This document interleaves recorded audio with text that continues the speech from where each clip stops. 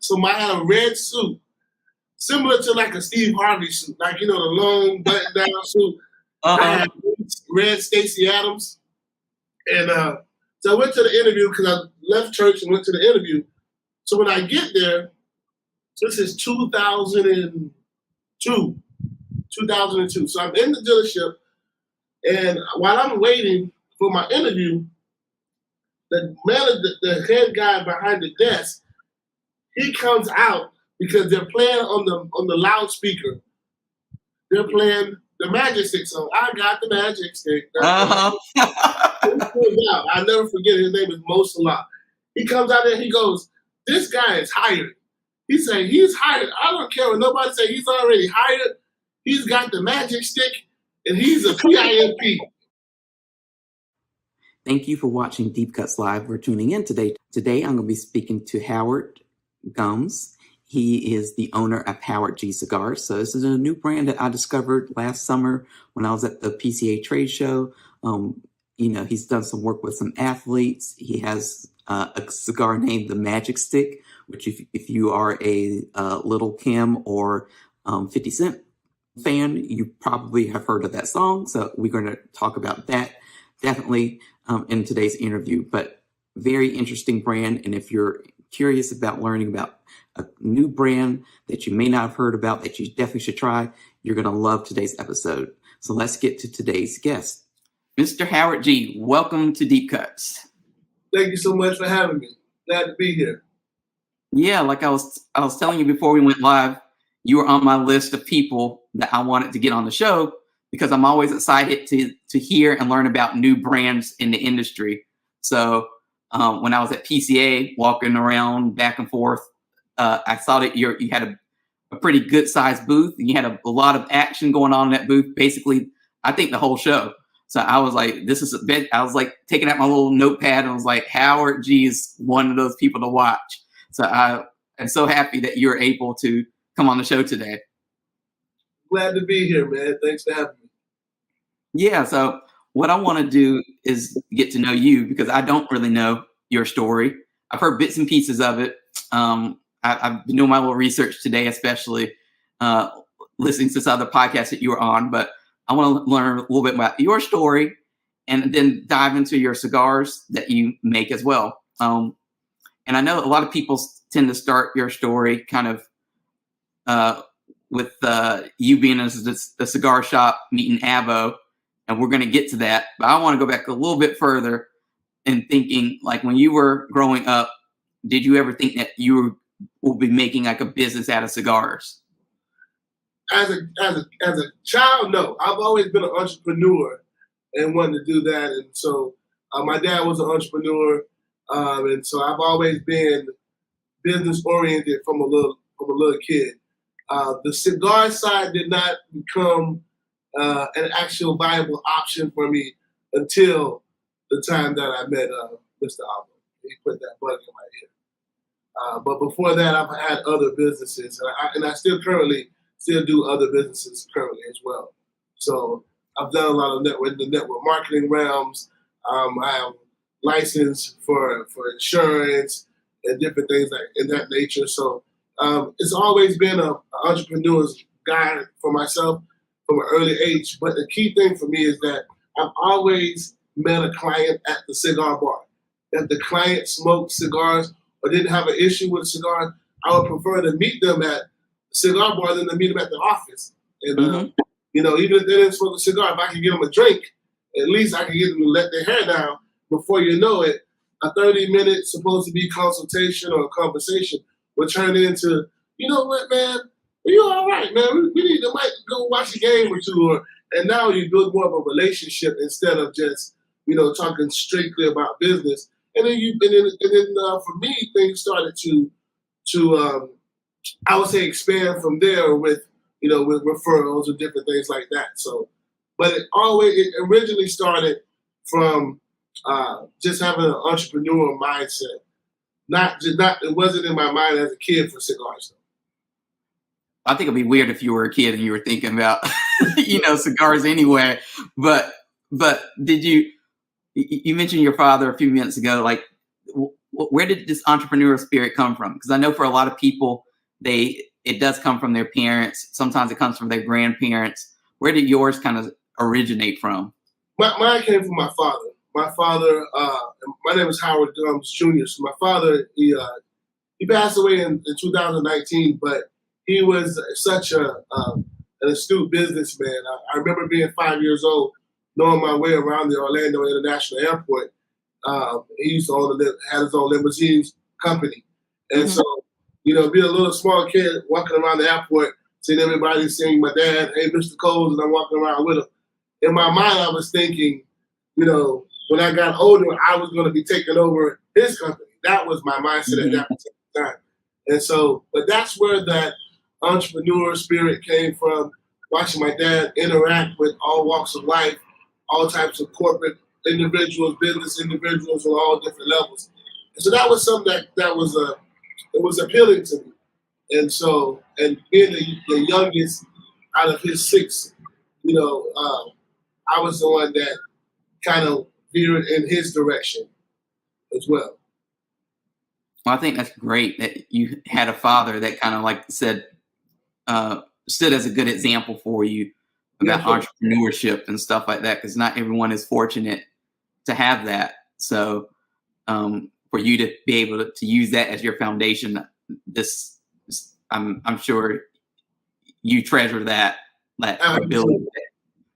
Absolutely. It's not a day. It's not a day goes by that I'm not, thankful that I was able to have the type of upbringing that I've had. Pretty much that's the foundation of my life, coming from good soil. So I'm appreciative that I had that. When you look around, honestly, and travel as much as I do, you see all walks of life, you notice that, no matter how bad things can be, there's always someone out there or a lot of people out there that's even worse, And so when you sit back and I look back at it, it kills me that my dad's not here anymore, but then I look back and I have a conversation with someone that never knew their dad, you know what I mean? Or, their dad died when they were an infant. So I sit back and I'm like, you know what, man, it's not as bad as you always think it is, And so I kind of just think about stuff like that and always try to keep a positive mindset of knowing like, hey, there's everybody is not the same. There's always going to be, always somebody that has a worse situation. Try to keep an upbeat attitude. Try to always look at the glass as half full instead of empty, and keep a positive mindset, especially in these days. And that's why I love, honestly, being around the cigar bar, because typically, I personally think you don't find bad people at the cigar bar. Poor people are typically like, even if they just got off of work, they're so excited to get there and light that cigar and like unwind. But then you have people that's smoking multiple cigars, and it's always typically, for the most part, just a positive environment, And so, being around stuff like that, when you look at other stuff that's going on, you be like, man, this is a good environment to be in my book. Yeah, and I like what you said a few minutes ago as well about how you would bring clients to the cigar bar just to kind of get them out of that business environment, like the office setting, because not a lot of work really happens, I think, in offices. When it comes to client relationships and stuff like that, because it's so formal and they have expectations coming into that space. So you're completely changing their expectation by taking them, like you said, to such a strange at times environment that a cigar bar can be, and getting them to like relax. Yeah. And I'm sure that's when the deals really happen, when you can actually get them to relax and say, okay, this guy's, he's cool. He's smoking cigars. He's willing to buy me a cigar. He's introduced me to cigars, or he's buying me a drink. That's a completely different side of business. I think a lot of people kind of miss out on their way to hustling. Absolutely. No, I agree, 1,000%. It's something that I try to do 4 or 5 times a week. I always like to make sure if I can, some type of meeting, if I'm in Orlando, is in one of the spots in Orlando, I try to always have my meetings somewhere around there. If I'm not at my office, I prefer to always have somebody to meet, even if it's in the morning time. I mean, we have so many cigars on our line that we make. We have cigars that we call the breakfast stick. So if I meet somebody for a cup of coffee early in the morning time, I want to meet them somewhere with a cigar, and just typically that's how we start off. I personally start off my day, start off my afternoons, depending on what time it is, because you need to really see a difference from an individual once you cut that cigar and smoke it with them.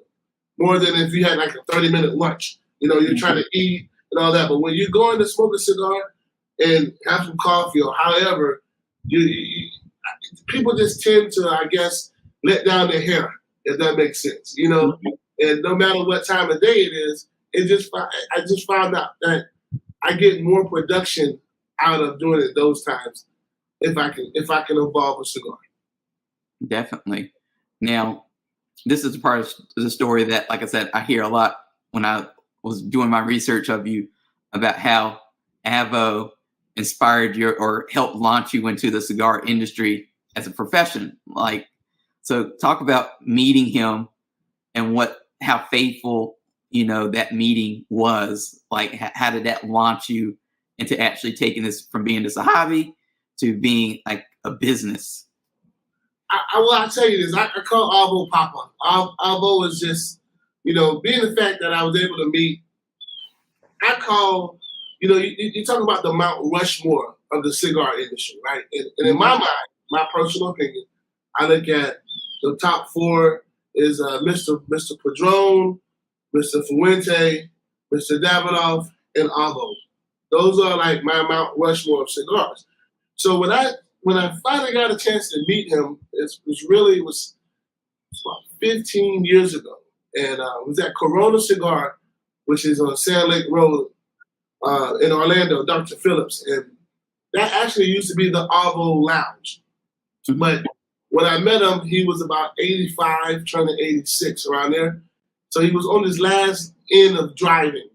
And but he would sit outside Coronas maybe 4 or 5 nights a week in a window between, let's say, 5 o'clock to 6:30 or 7 o'clock, like that. About a 1.5 to 2 hour window. And it was so awesome because you were sitting outside with a living legend. Like, this guy wrote Strangers in the Night. Every time he sold his company to Davidoff, but every time he came out with a birthday, 87, 88, 89, he had limited edition boxes, of cigars with different piano, musical, different styles, limited edition. But just hanging around him, he was just such a smooth gentleman. And he took a liking to me because I'm a drummer. So when he found out that I play drums, we used to just sit out there and talk and stuff like that.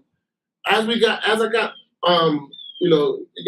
later in life, someone would bring him to Corona after he wasn't driving anymore. And he was 91.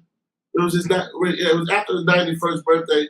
We were sitting outside at Corona, and he would always go in his bag and hand me this special cigar that I really enjoyed. It was called the Avo Chubby. And I was always thanking for that cigar. We would sit out there with a group of people. And one night we were sitting there and he goes, "Howie?" And I said, "Yes, sir, Papa." He goes, "You should be in the cigar business." So I turned around like he was talking to somebody else named Howie, because that was nothing on my mind. And I go, "Well, why do you say that to me?"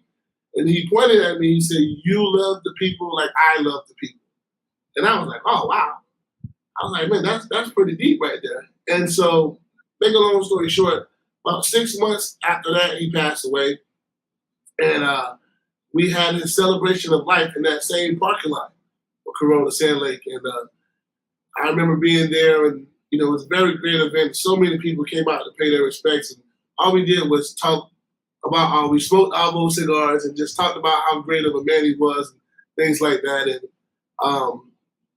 about 6 months after that, my buddy came in town who lives in Miami, and came to see me at Corona. He beat me there. And when I got there, By the time I got over there to him, it was about 25 minutes had passed since I had walked in the door. And he goes, dude, he's like, I've been waiting for you for 25 minutes when she walked in the door. You're the mayor here. I'm like, yeah, pretty much.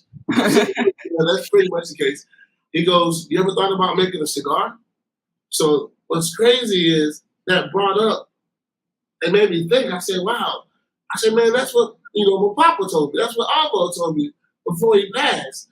He was like, well, my brother, we do own, 50% of a large factory, in Esteli. He's like, I'll make a cigar for you. You're my buddy, So I went from there, and that's how the whole scenario started from the cigar standpoint. But the first seed was from Alvo.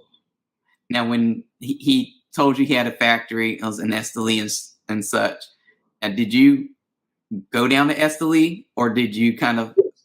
Yeah. So the thing about it is that I already knew about cigars from him. Mm-hmm. I was always getting cigars. Like, they send me cigars, I buy cigars, stuff like that. I would go down to Miami, hang out with them. But the main thing was, it never crossed the mindset, like talking of like a business side of it. He had to bring that to me because it never crossed my mind. But when that started, I said, well, listen, number one, I started to do my own negotiations with him. He's like, listen, Howard, you're like one of my best friends. Like, it'll be an honor to make a cigar, and do your blends. So went down there, had a great time. The problem is, once you got stuff going, after that is when the COVID situation happened. Right. So I'm working out. First of all, I don't know, I have the Black Moses series, Majestic Lyric series, and I have my All Pro series with my athletes. So it's COVID time now. I'm sitting there working out. Me and Ike Taylor are working out, and he hits me up and goes, "Hey, bro, you got these cigars, man." He's like, "You're not doing anything. At least just take some, get some, start smoking them, start, getting them out there." And I was like, "Okay, excellent idea." And so I got cigars. I took 500 individuals that I knew smoked cigars, and I sent them cigars with instructions of how I want them to smoke, and I wanted them to give me their feedback. And so that's really how I launched it during the COVID time, because I couldn't go back over there because of the whole 2-3 weeks time of waiting, and we didn't know if, how bad the disease was or whatever that was. So from that point on, everything has been going great for us, but we did have a little slow, getting started part that slowed us down from COVID. Yeah, I was just asking about Esteli because a couple of weeks ago I came back from Puro Sabor, so the Nicaraguan Cigar Festival. Yeah, so I know that's before I went there, I knew what to kind of expect because I had been to cigar festivals before, and I was interested in seeing the factories and how they all operate. And I know that people who have never been to a cigar factory, they just think it's a factory. And, and Americans have a certain idea of what a factory looks like and what it is, but you don't know what a cigar factory is until you really have seen it, and the thing is, for me, and maybe this is just my opinion, but no cigar factory is ever the same. Like, each one has a different vibe. Each one has a different process. There's some that are super huge and spread out everywhere. And then there's other ones that are really small, but they get just as much done. So that's like one of the interesting parts for me, is being able to see and to see how the factory works. I can imagine how interesting it was for you to not only see how it works, but to actually kind of be part of that process and being able to say, like, okay, no, let's try this. And you don't have to wait a week or two for a new sample to come out. And like, we're going to make it right here, smoke it. Mm-hmm. Absolutely. And I'll tell you this too. Seeing the amount of, like you said, there's certain factories, there's small factories, you have huge factories, then you have, like, I would say medium-sized factories. So like the factory where our cigars are made. There are 330 people that roll cigars there. 330, 340 around there. So what's pretty cool is seeing how many people are now over to rolling online now. You know what I mean? How it is increased. So now we're right at 30. That's 30. It's 30 people that their whole job there at that factory is just to roll online, and because they do it in pairs. So you have 15 pairs, and so we're like, okay. So I got another goal to get, a certain amount more and a certain amount more. But that just lets us know how we're growing and how production is going. But another thing is, but just seeing the certain factories, but this particular one, they also have aged tobacco. That was one thing that I really enjoyed seeing, is the fact that they have tobacco that is extremely aged. So now you have a choice, kind of like if you want, this aged tobacco, if you want just regular, you got a choice however you want them to blend it for you. And I've been blessed to have a master blender that's been doing it for 40 plus years. So, he's like, hey, how about you try it with this one? And I'm like, okay, well, I'm always open, but it's a certain thing I'm looking for. And I tell you this, when we did the blend for Ike Taylor and also Leon Searcy, one of the most important things for us is that I know there's a lot of other athletes that have cigars out there, but they're not known for having great cigars. And so one of the things we wanted to do is make sure that the cigars were perfectly made to the liking of each one of the guys. So to see Ike Taylor go through 40 different cigars and not knowing what each one is, but we having everything written down, and all he is doing is giving us his actual, profile. I like this one a little bit, Howard. I really like this one. And as we're narrowing it down, we finally put together what is known as the Ike Taylor one-of-a-kind blend. So the original one has the Sumatra wrapper. We also got 20% tobacco from the Amish, Lancaster, from PA, because he's a stiller. But that particular cigar is his blend. Now, when we just released in September a Connecticut, one of a kind, we already just took the Ike Taylor's blend, put it with a Connecticut wrapper on there, and he wanted a torpedo to be on the tip and turn it into a torpedo. Now we released that as his breakfast cigar, and we put his college alma mater in that one, in that red box. Now with Leon Searcy, Big Sirs was an offensive lineman, real big guy. And so his cigar is a 60 by 8 3/4. But it was designed like that because, the offensive linemen, when they play ball, they're the ones they're hitting all game. That's one position that they hit every play, and so we wanted to make a cigar that gave you 4/4 of a punch. So you can watch the whole game. And that was the design for Leon Searcy that gave his blend. So at the factory, what's neat is it's an actual blend. That's the Leon Searcy blend. So then when we released the Little Searcy, we took the same blend and just we put it in a smaller size of a 58 by 5.5. So now you have the Big Searcy and the Little Searcy.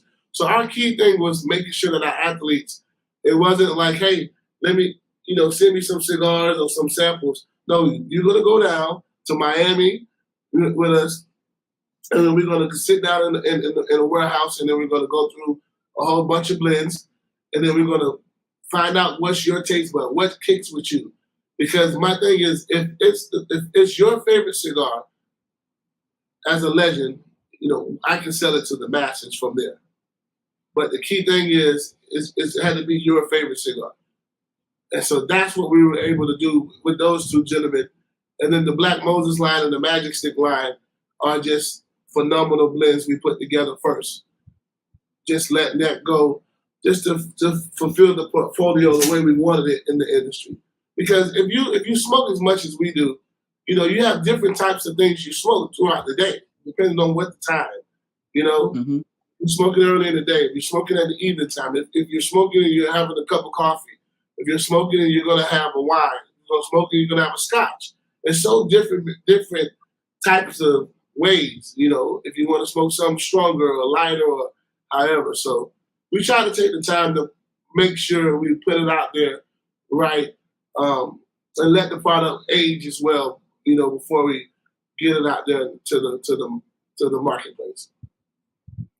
Now, in one of the other interviews that you have done, you're talking about how when you were starting to work on these blends, you had some cigars in mind that you had smoked in the past that kind of maybe inspired how you wanted to approach these blends. Like, what were some of those cigars that were kind of like your favorites that you said, "Ooh, if I ever make my own cigar, I'm gonna make one that's kind of like this"? Oh, it's one particular cigar in general. So the very first blend was the Black Moses Maduro. My favorite cigar is Padron 80.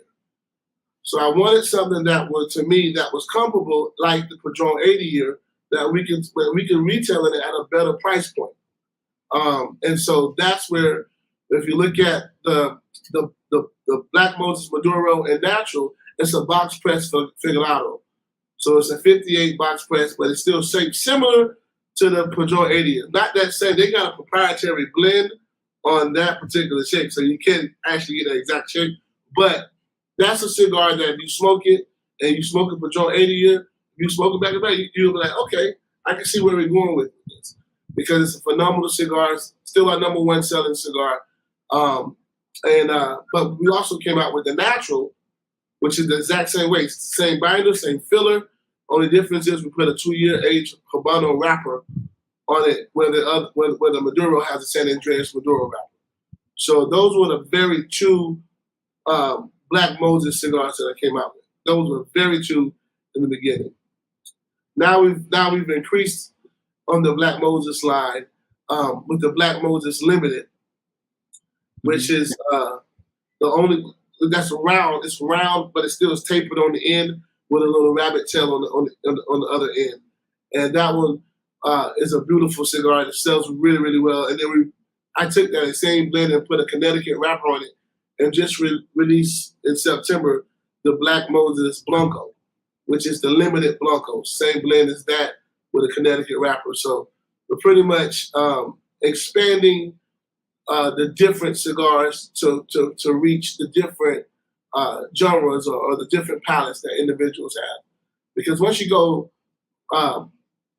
where we're at now, I start to pay attention to the market penetrations and stuff. And, the Magic Stick lines, we have a lot of cigars that they're more in the Toro size, but then there's a niche for that 58 or that 60 ring gauge cigar in other markets as well. So what we do is try to pay attention to, which markets, do what, and then give a person an option, which way they want to go. Now, do your blends primarily feature Nicaraguan tobacco, or is it depending on what line you're talking about, or does it kind of differ? Like, do you have some that are more Dominican based, some that are Honduran based? So right now, currently, we have what that we've already released. That's all Nicaraguan blends, mostly Nicaraguan blends.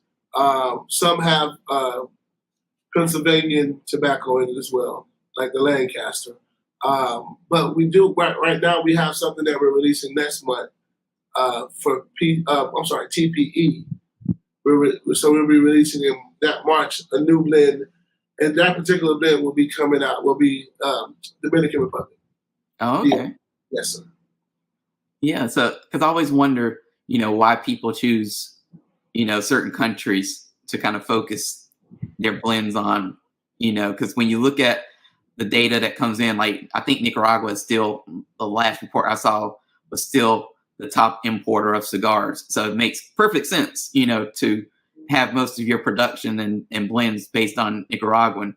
But there are those who prefer, the more Dominican or even Honduran based blends. So I'm always curious, especially with companies like you, because I know that operating in all these different countries can somewhat be expensive or hard to get the tobacco, from there to there, and it's a challenge. Well, the good thing is you're right about that, but the good thing is a certain fact.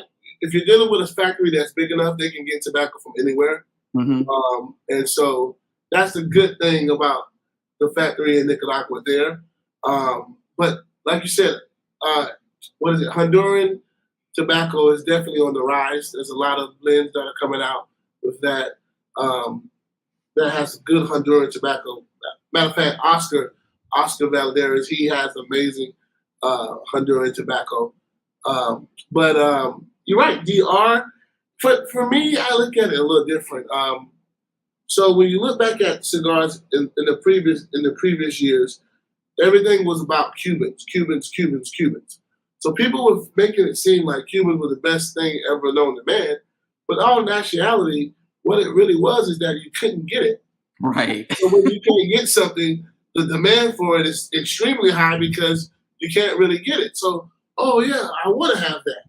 But then once, you're able to get it, and then, the people that have unlimited supply of Cubans, they want to smoke the Nicaraguans. They want to smoke other stuff. And so what I've done is start to pay attention to the different tobaccos that's in the cigar blends. So like you can blindfold me, you can give me an all Dominican cigar, you can give me an all Nicaraguan, you can give me an all Cuban, blindfold me, and I can actually smoke, take a few puffs, and you can ask me which one it is, and I can pretty much 95% of the time get all of them right. Because they have this distinctive notes or taste, even smells. If you're doing all Cuban, all Honduran, Nicaraguan, or all Dominican, they have different tastes and smells, aromas when you light the cigar. For me, but like you said, it's like you might love chicken, right? I might love steak, and they say he definitely loves fish. I eat all three of them, but it depends on what day we're at. Right. Today I'm feeling more like a DR, Dominican Republic, I want that taste. And same thing, vice versa with the other ones. So this next question is like more overview, because I always think when people want to get into this industry, like it's a very hard industry, I think, to kind of get into, because it's not cheap. It takes a lot of patience because you're not going to have lots of success right away. Retailers have only but so much space in their humidors. So you really have to, it's almost like Game of Thrones. You really have to go in there and really prove to them why they need to bring in your brand. So when you were kind of creating this company, Howard G Cigars, what did you know or think that you could do differently from other companies that would give you that kind of advantage, or that will make you competitive in comparison, like just like a company that's been around for a while, or even a newer company that's just come on to the scene? Well, my tip, great question. We look at our process. And so our process is a little different than a lot of companies that's been around a long time. A lot of companies that's been around a long time, they're about mass production. So they want to get the product and they just want to move it extremely fast as possible. When you have sophisticated smokers or people that's been smoking, they can sit there and smoke the cigar and say, it's not ready yet. It's still a little young. It needed to wait a little longer and stuff like that. So one of the things that I particularly do is when I'm sitting down with an owner of a retail shop, is we sit down and smoke with them. Sit down and smoke with them, and talk to them right while we're smoking the cigar. That's the best thing possible to be at, with the person that actually can taste cigars. Because a lot of times the owner might not be able to taste it. They'll have a specific manager or somebody that's their person that can. So I tell people that all the time. That's the person that you want to sit down with. I'll give you an example. Like here in Orlando, Corona Cigars is everywhere, right? There's 4 different locations currently. It's going to open up another one by the end of the year. I pay attention to the sales reps on the cigar side. That's what I talk to, because those are the ones that their job the whole time is when you walk in, because there's a huge humidor there, and there's millions of cigars for somebody to choose from. It's for you to make sure that they've smoked the cigar. They smoked a few of them, and then they can turn around and say, "Man, oh my God, you know what, Howie? This reminds me of this. Hey, Howie, I takes this, I takes that," and I just look at them. I say, "Okay, awesome." So now, when somebody walks into that store and they're like, "Hey, I'm not from around here. Show me something that you recommend that is going to be mild, or send me something that you're going to recommend that's going to be medium." But those cigar reps are going to go to what they typically smoke, and then lead them right over there to that. So I personally try to deal with the person that makes the decision, but the person that also has the palate on the cigars, because those are the ones that will help you when it comes to the product on the shelf. Because typically, if you go to a place and they don't really know your product, they're not going to give you good spacing. Shelf. Like we have a space right down there in the bottom. Somebody literally has to go to your shop and say, "Hey, do you carry Howard G Cigars?" For them to say, "Oh yeah, we do. We carry it." But if you're not in, especially these huge stores, exactly. you can completely get lost in there. So that's one of the big things for me is talking to the guys that work there, walking there as a manufacturer and hand those guys cigars, because the number one marketing way in my mind is to put a cigar in everybody's hand and let them smoke it. That's why I believe in TPE, and PCA shows. We've been there the last 3 years to both shows. And the reason that's what I go there for is to make sure that I can meet an individual like yourself, and I can hand you a cigar, and you can turn around and light the cigar, and now guess what? You smoke the cigar, and maybe if we meet up later at the round bar where everybody else hangs out at after the show, you can say, "Man, you know what, I really enjoyed the one that you gave me, the Black Moses Maduro." And I'm like, "Oh, really?" And I can reach in the back and say, "Well, try the natural now." Right. And so that's why those shows have been really good for us, because we've been getting the product in the hands of somebody who never smoked it. Oh, the name sounds good, Black Moses. But the name sounds good, but that don't mean they're going to bring it in their shop, right? So now they go ahead and smoke it. Now they're like, I really like the cigar. So now from there, we can, make things happen. We do a lot of events. We do a lot of private events. And then having my athletes, Leon and I, do a lot of different things involving, the teams that they played with. So a lot of times we do a lot of private events too.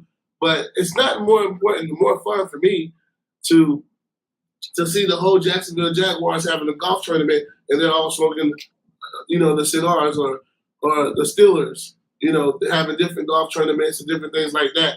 And Ike says, "How we send this many cigars over here, send them to this," because all these guys, they're getting the cigars in their hand and they're going to play golf, or they're doing different types of charity events, and they're sending us tons of pictures like, "Hey man, we really like this particular cigar. Oh man, this one was really cool."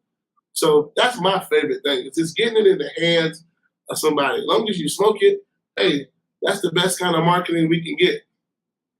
Yeah, and I think that brings up another good point, which is, here in 2023, like we're living this in a completely different world than we were even a year ago, or even 5 or 10 years ago, when a lot of the more established cigar companies first came about. Like we have this discussion all the time about, back in 2001, if you had a new cigar, you just ponied up the money and you advertised a print ad, and people read that magazine or whatever magazine it was, and they went out and they bought it, and you had to keep doing the ads like a year or two and to really establish. But now it's different. I don't know if people discover cigars from magazines. I don't even know if they discover them. They're starting to not even discover them from Instagram like they used to, because it's like Instagram is kind of showing its age, and and it's like, so it's becoming increasingly challenging for companies to get in front of people, like you said. So these events are just crucial because that's like the only way you're going to really, like you said, get your product in the hands of people. And also with all the media that comes to these events, it's like it's like your Super Bowl. You get the retailers, you meet the media at the same time. You do what you kiss the babies, you kiss the hands, kiss the rings, and that's it. I mean, then you have to you're on your own for the rest of the year. Well, you're absolutely right, but something about what you said that makes so much sense to me is, but if being a small company that's just started, a baby company, you want to meet. First of all, it's not many companies that are new that's going to pony up to push out the kind of money we're pushing out to be the size booths and the different things that we're having putting together at PCA and stuff like that.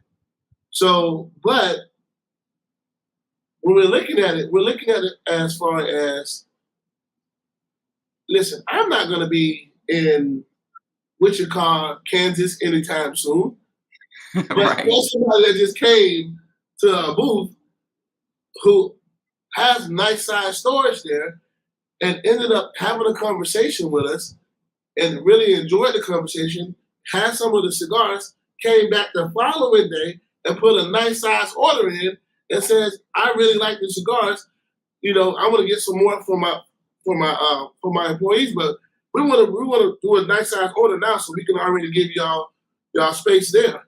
And so now we're like, wow, but that happens at the show. That happens when you're meeting people and you're having a conversation, or they're liking the logo, or they're liking, of course, you've seen, if you're still a fan, you know Ike, or you football fan, you know Leon, and that just also just helps as well. But the main thing is just meeting people. Just if you like people, cigar business, you can't be in the cigar business and not like people. Because if you don't, you're in the wrong profession. I mean, should be in the funeral business or something like that if you don't like it. But for me, I sit there and like you said, shake hands and kiss babies. It's just awesome to talk and tell them about your craft. Tell them about what's exciting for you. Tell them what's differentiates your brand from the next brand, or why you're in the industry. And the next thing is, being able to have a lot of friends that are, VP of sales and director of sales for a lot of the large companies out there that literally smoke the cigars, or, send me a call or send me a picture smoking the cigar and says, by the way, Howie, I want to give you these names right here. So these are some other names. I want you to call them. I've already told them about your cigar. Now you call them and go ahead and get over in there, and stuff like that. And so it becomes like, a family, Yeah, so definitely. I can't complain with that, man. It's just we got so many good friends and brothers out there, and that's just, hey man, check out my buddy's cigar. My buddy's doing really well. Blah blah blah. He's up and coming. He's coming strong. I smoke their cigars a lot. And so it just be the relationships, because I still smoke. I have buddies that have, a lot of different cigars out in their companies, and I still smoke. I still smoke my Padron 80 years. Still smoke them. I smoke them. I smoke Atabase. I'm a cigar smoker. That's what I enjoy. And so, yeah, and I think it's important too for anyone working in the cigar industry to smoke other people's cigars, because that's like research. Like people always ask me in media, like, do you have a favorite cigar? And I was like, not really, because I'm always trying something different. It's like, if you're not trying something different, then how can you, improve on what you're doing? Like you said, you might find a cigar that you say, wow, this is a great cigar, but, I think I can do it a little bit better or at a better price point, and people love this cigar. I saw people, snatching up in the humidor at Corona, but it's only a certain clientele because they can, they're the only ones who can afford it, or they're the only ones who know about it. So I think that's completely, makes complete sense. Absolutely. Absolutely. Now, for people who have watched Deep Cuts over the years, they know I'm a big music fan. So I have to say, like, when I was looking at your website and your stuff today, Magic Stick stood out to me because it's like one of my, for people don't know, but I actually really do like Little Kim's music. So I saw Magic Stick and I was like, wait, Magic Stick. I thought of Little Kim and 50 Cent, Yep. that song. So where does that name come from? I'm sure it's not inspired by a song because that's a completely different. No, but I love music as well. So I was 18 years old and I was playing drums at a church and I had a job interview at Toyota of Orlando, which was a big dealership. And so on Sundays, back then I was 18, but back then I wore, suits. Mhm. So I had a red suit, similar to like a Steve Harvey suit, like, the long button down suit. I had red Stacey Adams. And so I went to the interview because I left church and went to the interview. So when I get there, this is 2002. So I'm in the dealership, and while I'm waiting for my interview, the head guy behind the desk, he comes out because they're playing on the loudspeaker. They're playing the Magic Stick song. I got the Magic Stick. I never forget. His name is Mo Salah. He comes out there and he goes, "This guy is hired." He said, "He's hired. I don't care what nobody say. He's already hired. He's got the Magic Stick, and he's a PIMP." And so, literally a 5-minute interview. They hired me, and they called me Magic Stick. And so then I was 18, 19 years old, selling 25, 30 cars a month. And that's the nickname that they gave me was the Magic Stick. So what's funny is this. So those same managers now, 20 plus years later, come into Corona and they see me and they say Magic Stick. And people look, they're like, I say, matter of fact, he was there when I got hired 20 years ago. And so they'll come in and they still call me that. And it came from that song off of that, yeah. But it was crazy. I mean, there was this true story. Wow. Well, it's not a bad thing to have the Magic Stick, I guess.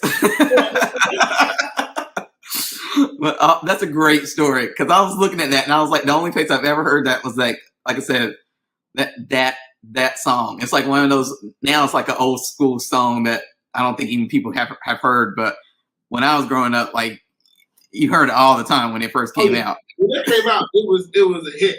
It was because 50 did it originally, and then it was a remix with Queen Bee on it. Mm-hmm. And okay, that one was actually better. The one with her on it, so it was really good. Wow. Well, that's like I said, that's a great story. At this point in the show, I usually like to kind of wrap up our interview with some questions that I ask everyone. The first of those questions is, do you have a philosophy that you live by?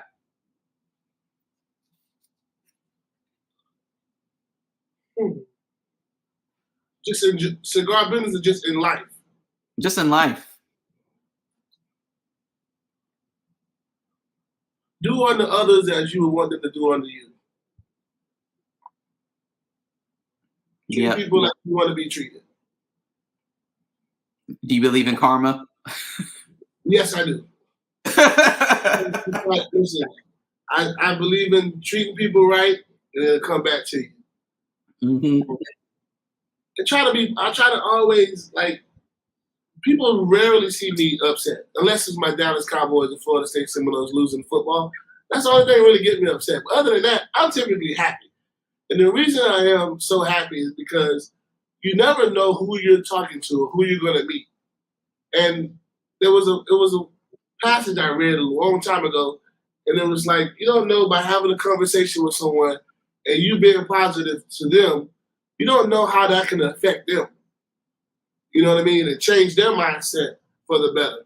So they'll tell you when I'm at Corona, I talk to everybody from the janitors that come in, they'll smoke a cigar, to I have CEOs of Fortune 500 or Fortune 1000 companies sitting at the same table with me, and there's no difference in how I treat them. I talk trash in one, I talk trash in the other, like but it's just a uplifting environment, where I try to, you never know, I try to leave somebody with a better, leave them with a better thought on their mind than in the beginning. You never know what a person is going through. That's what I started realizing that, especially after the COVID stuff. You know what I mean? Mm-hmm. You started seeing a lot of people. So I got buddies. I'm like, hey man, what's going on, man? Hi Howie, bad day. What's wrong? Tell me what's wrong with your day. Then they turn around and get it off the chest, and I said, man, I said, all right, well, listen, that was the day. Tomorrow's gonna be a better day, and we'll see how it is. And you know what? I see the person the next day, and they be upbeat. Hey, Harry, what's up? I was like, oh man, it's a better day, right? It's like, yeah, man, thanks for talking to me. And I dap them up and keep it moving. That's it. And just try to make somebody's day better, or look at the glass as half full instead of half empty. Great. The last question is, I want you to finish this sentence. Howard G is.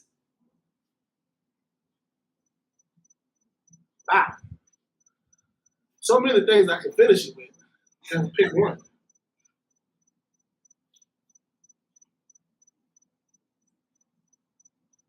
Howard G is a man for the people.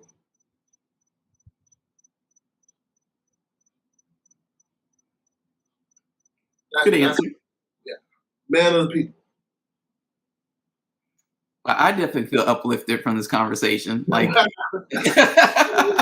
I tell people, like, it was like, I always look forward to these conversations because, like I said, I learned so much from people like you.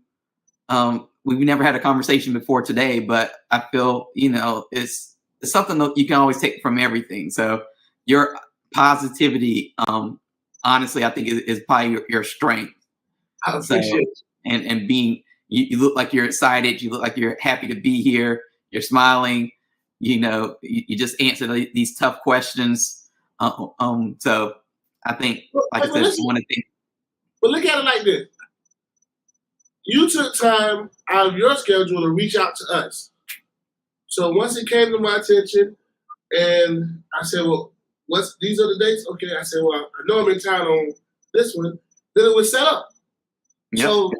So guess what? So I'm excited the fact that you were reaching out to us.